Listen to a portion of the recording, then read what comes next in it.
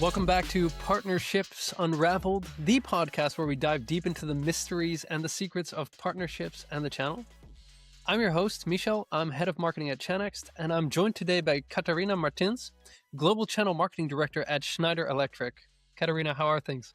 Hi, it's so good. Thank you so much for having me today. Really excited to be in this podcast. Likewise. Yeah. I think our prep call was a lot of fun. I'm sure we're going to have a lot of Yeah. interesting stuff to talk about. But let's get the intros out of the way first. Could you tell our listeners a little bit about yourself? Yeah, of course. So my name is Catarina. I'm a marketeer based in the UK.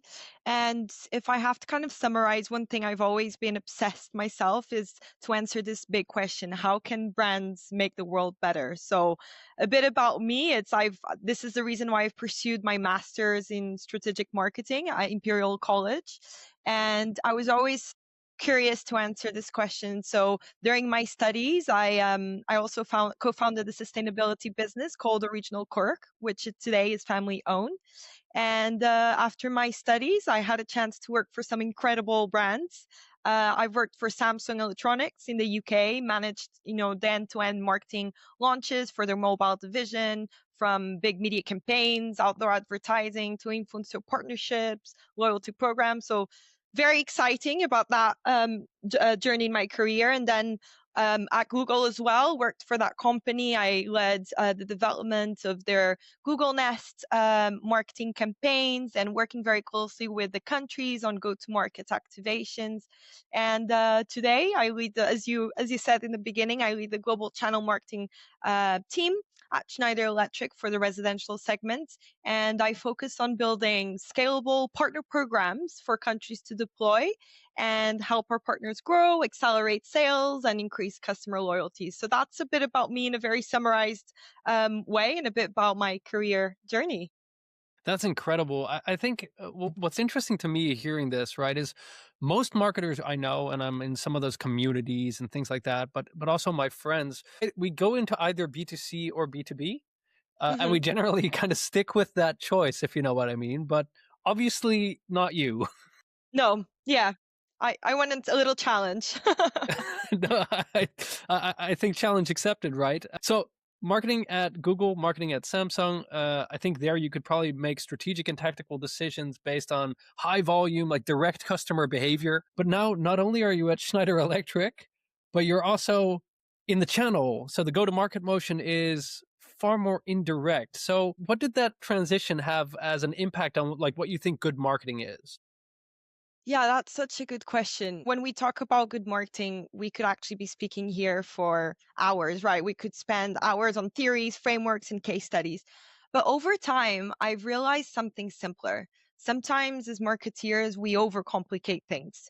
And there's this like three principle framework that I've seen great marketing teams consistently use to build strong strategies.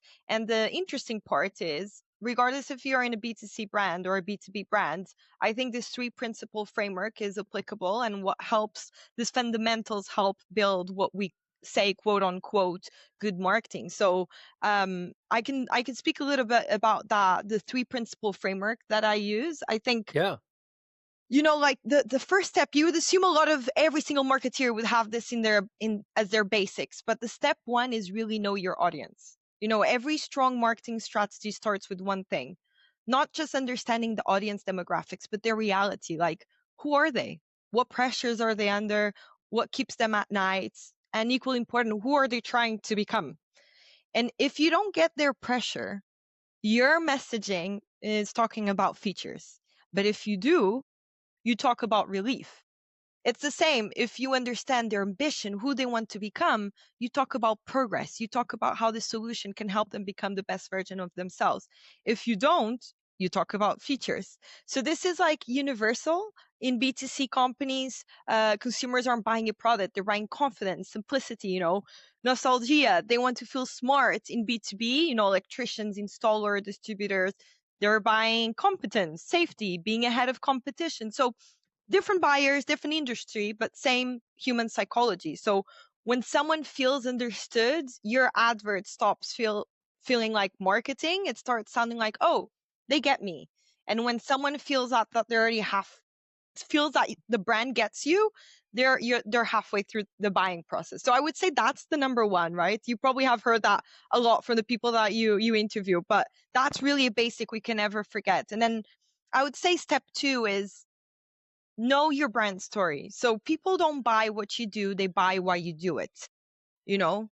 And we've heard a lot this story. For example, at Schneider Electric, it's not about panels, switches, or sockets. It's about trust and doing the Hmm. job right. So when a contractor chooses Schneider, they feel safe. The system will work, their client will be happy, they'll deliver an efficient, sustainable, future-ready solution. So that's more than selling equipment, right? We're selling peace of mind. And again, this principle is the same with B2C brands. Think about it. You were speaking to me about this microphone that you just purchase, or we don't need to speak about prices here, but I can almost guarantee that that microphone that you just purchased, another company can sell it for you cheaper. But you bought it because of the brand story, right? You buy because of what it can deliver, the promise that it delivers. So that's really important for brands to understand what's your brand story and be really consistent on how you say that. So I would say that's step two, which I see in B2C brands or B2B. And then the final one is once you know your audience well, once you know your why and your brand story and you're consistent in how you do it, then it's all about how you communicate it, where you communicate it, and when do you communicate it. That's where I saw the biggest shift coming from a B2C to B2 world because, you know, in big B2C brands like Google and Samsung, consumers are likely to know already your brand. So your job is to amplify demand. Whereas at Schneider Electric, the consumer rarely ever interacts with the product during the buying decision. It's the professionals that you need to equip and enable. And you need to, as a brand, design influence where you're often not in the room. So there's many different, that's where I had to unlearn a lot and understand what works well in the communication strategy for B2C brands not always works well in the B2B. But ultimately, I would say these are the three principles. And if you understand your audience, you have a strong why and brand story, you communicate it consistently in the right channels at the right time, everything else flows, regardless if you're in a B2B marketing or B2C marketing. I think that's super concise, and I love it. At the end of the day, I totally agree with you that we overcomplicate things. This Yeah. isn't exactly rocket science, and I think the reason why it isn't rocket science is because we're still people. And for the audience listening, if I've shared this quote before, I'm very sorry. I will share it multiple times over the coming episodes, but it's one of my favorite summaries of what you just mentioned. Um, I was at an event in Barcelona in 2018, and there was this professional speaker. Normally, I tune out because it sounds too prepped. But this guy was really, really enthusiastic, empathic. It was fantastic to listen to. But he said something that really stuck with me. And he said, "Everybody knows the concept of people buy from people. Hmm. You've heard it a million times in a Hmm. million sales books." And he says, "But that's not where it ends. People buy from people. People buy from people they like, and people buy from people that are like them." And just hearing those 3 lines, those for a large part encompass what you were talking about as well, right? You need to know your customer and you need to have a brand that actually resonates with them. And I think that's such an incredible way of positioning yourselves as either a marketeer or a salesperson, which there's not a huge amount of difference. You're just in different parts of the process. I loved hearing it that way because every time I talk to someone, I think like, do I actually care about the person standing across from me? Because I have to. That's my job. Like I have to genuinely care about these people. I have to genuinely trust that my product is a solution to what they're looking for, and I have to do it at the right time. So I really love how you just explained that. I think this is something that far more marketeers should kind of live by. Yeah, 100%. It's bringing it back to the basics, right? Yeah. Yeah, exactly. Um, you did just mention that there's this disconnect between B2C and B2B, and that shift that comes with some complexities potentially. Was there anything specifically you had to unlearn when you moved into channel-led B2B? I feel like something what was interesting is how do we measure the success of our campaigns? Hmm. And what I really had to unlearn there is how do we do it sometimes in a B2C brand and how do we do it in B2B brand where it's more indirect. But I actually find it super interesting because what I realized, it's not about having the perfect data, where in a B2C world, we tend to have more data to understand our consumer behavior, where in a B2B, sometimes it's more indirect and we don't fully have that view of the end user. But what I realize is the point really there is trusting the signals that actually matter. And we kind of spoke about this during our prep talk, wasn't it? So I really feel like it's a really important thing to talk about, because I feel like that's something marketeers really struggle sometimes. It's connecting the dot between marketing and sales. Yeah. And I can say here an example that has really helped me, really understand how to learn as much as possible how to measure the success of the marketing campaign. So, for example, there was a campaign I worked on where the idea is when we build the marketing assets, it's to be used in above the line channels, so to ultimately drive brand awareness and consideration, but also create assets for below the line, so to be used in paid media and retail. So the question is, how do we measured success in two ways: awareness and conversion. So if we start with awareness, the goal was simple. As marketeers, our job is we want our brand to be thought of first, right? We want it to be easy to remember. So Michelle, when you're thinking, okay, I want to buy, this can be anything, right? I would need to buy a cleaning product for this specific type of table. You want that brand, our brand, to come first into your mind, right? But how do we measure that concretely? Yeah, it's like So passive awareness almost. It's exactly. really difficult to measure. Really difficult, right? You can't really pinpoint. So what we did, we used this exercise, which a lot of marketeers use it today, but sometimes we forget that this exists. We used what it called brand lift surveys on YouTube, because a lot of the adverts were being played on our YouTube channel. It's one of the channels where we were able to reach our customers to drive awareness. So we show an ad to group A, and then we don't show the ad to group B. And then we ask both groups the exact same questions. So we say, do you know this brand? Would you consider buying this if you thought of this problem? Do you think what brand do you think could solve this solution? Then we compare the answers, and the difference between the answers tells you the brand lift.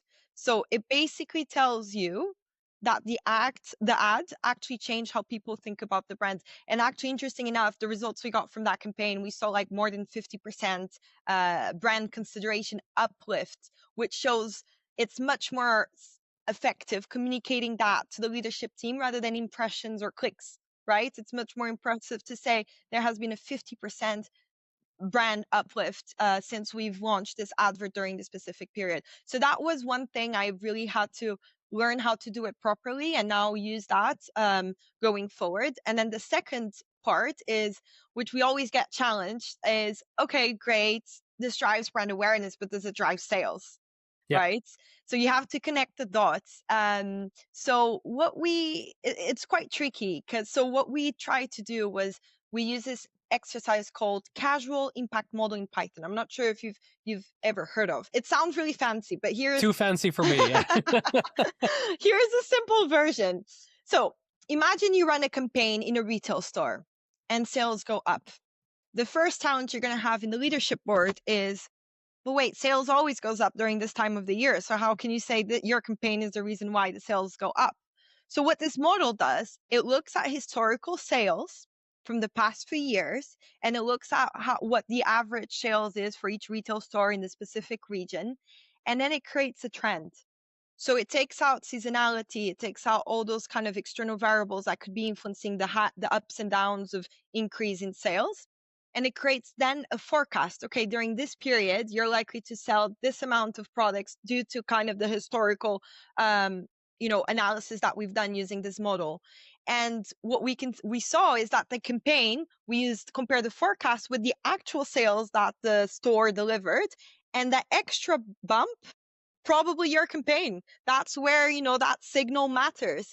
And suddenly, here's the magic. Suddenly, what once felt invisible becomes crystal clear. So I really had to learn and learn how to measure success and how to communicate that to leadership, because at the end of the day, marketing sometimes can be invisible, but it's so visible once you use the right tools and you right exercises and you trust the signals that matter the most.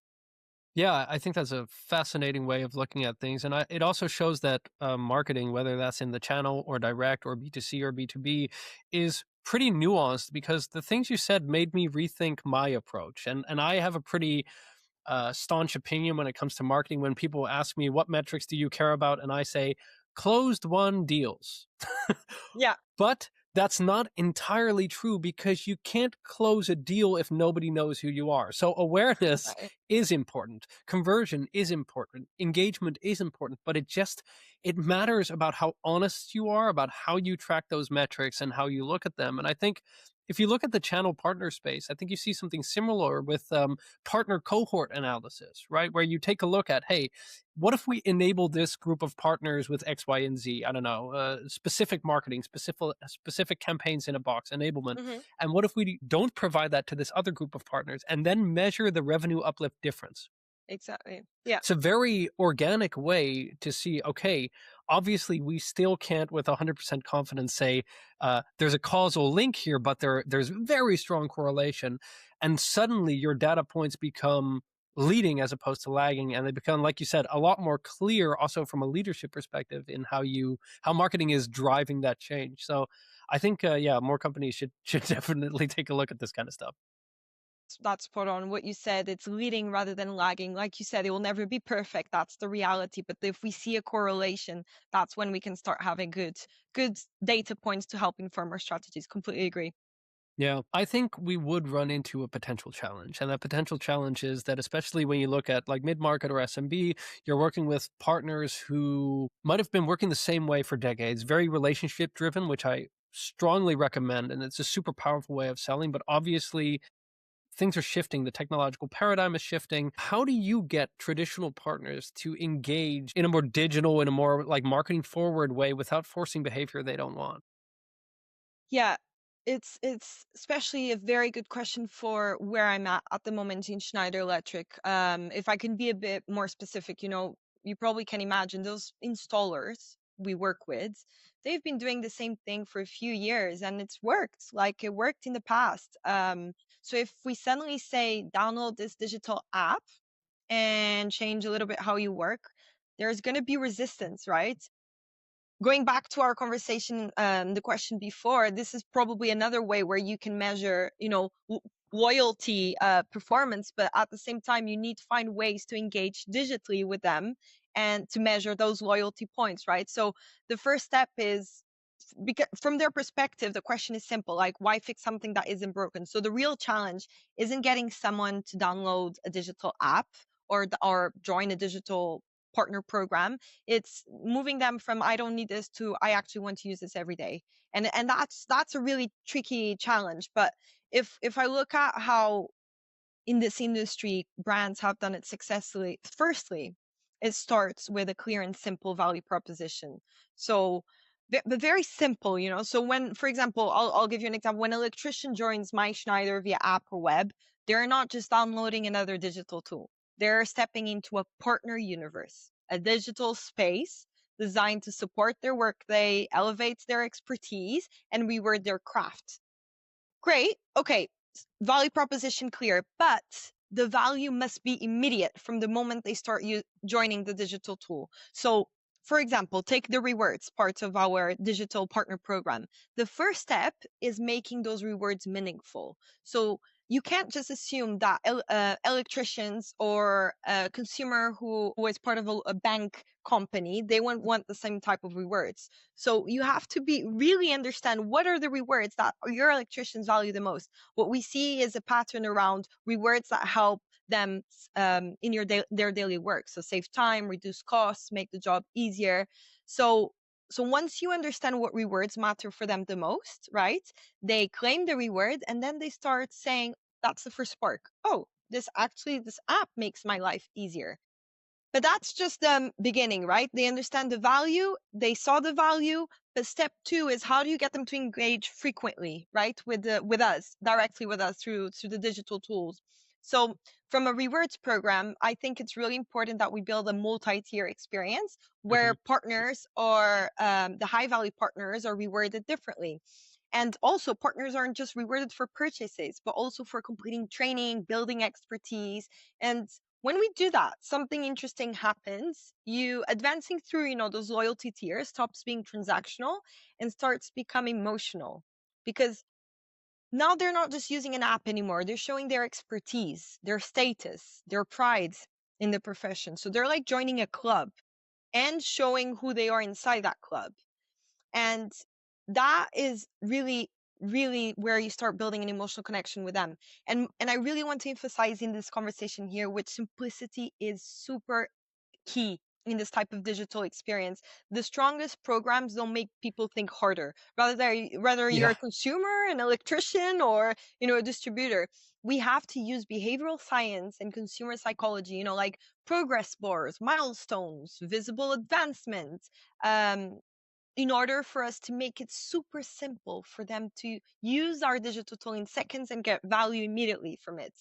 So that's when you put those things together, you're not forcing digital adoption anymore, and that's the difference. I really feel like the best brands don't push digital tools, they build clubs people want to join and make it super easy to join. I love that perspective. And I also think that it embraces the mutual nature of the vendor partner relationship.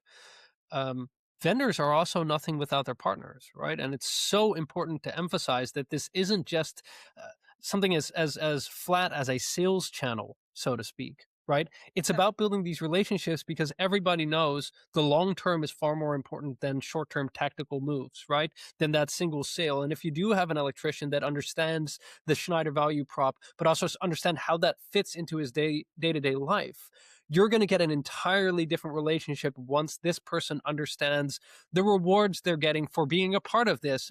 And the great thing is, if everything goes correctly, they're being rewarded for loyalty to a program that they love anyway. And I think that's why having a strong brand is also so incredibly important. I mean, you can't just trick people into selling your product, right?